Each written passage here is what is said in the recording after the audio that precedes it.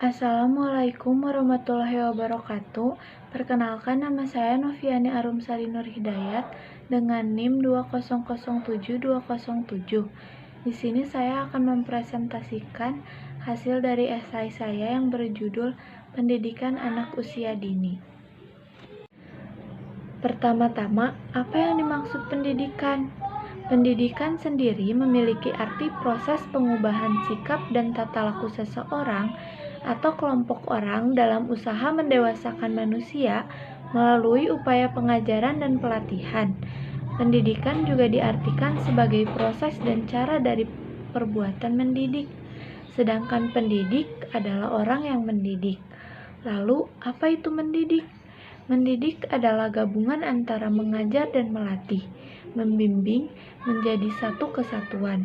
Dalam mendidik, terdapat upaya menghantarkan peserta didik dari hal yang tidak tahu menjadi tahu, menjadi sesuatu yang memiliki nilai kebermanfaatan untuk hidup. Selanjutnya, bagaimana dengan pendidikan anak usia dini?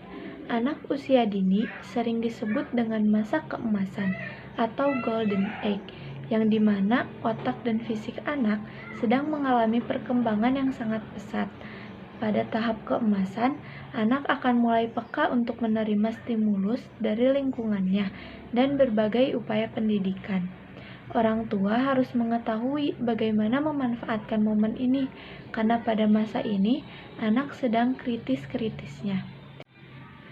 Montessori dalam Heinstock tahun 1999 menyebutkan bahwa pada rentang usia lahir sampai 6 tahun atau disebut the golden years, yang merupakan masa di mana anak mulai peka atau sensitif untuk menerima berbagai rangsangan.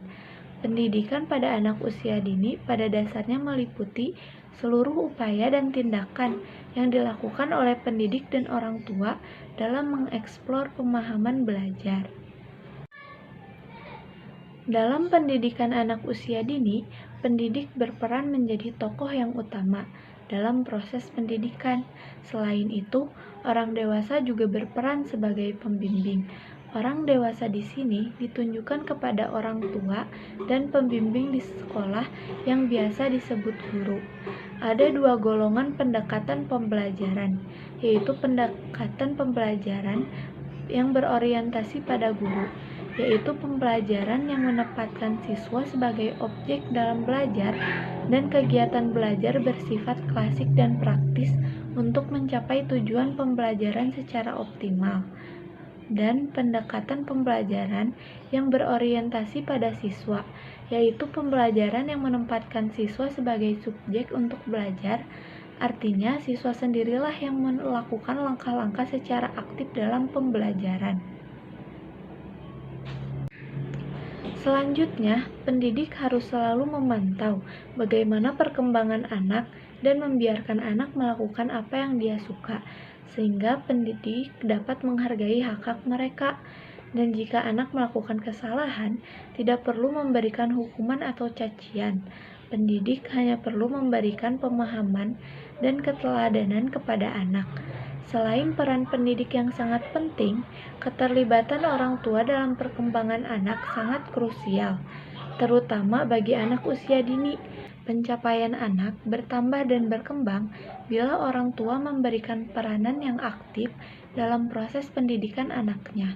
Orang tua sebagai pendidik, pertama anak di rumah, dan orang tua sebagai orang yang pertama berinteraksi dengan anak.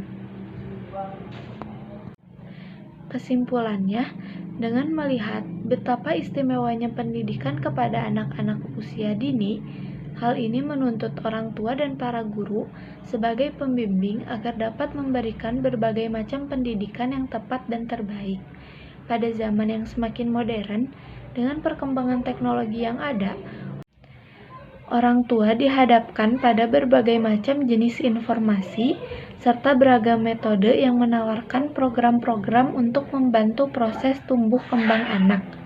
Karena itu, sebagai pendidik harus memiliki pengertian dan pemahaman yang baik mengenai metode pendidikan dalam proses pembelajaran yang disiapkan untuk anak usia dini yang nantinya akan membawa perubahan untuk bangsanya.